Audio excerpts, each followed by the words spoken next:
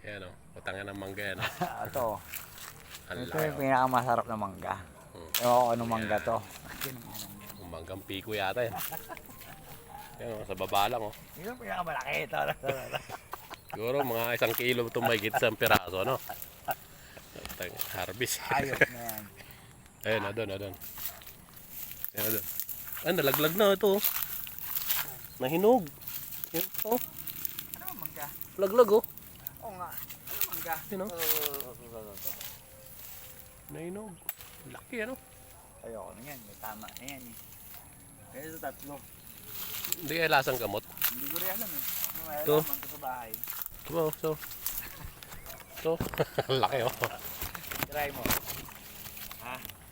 Ito. Ano? Tangan, laki, oh. Ano? Mangga!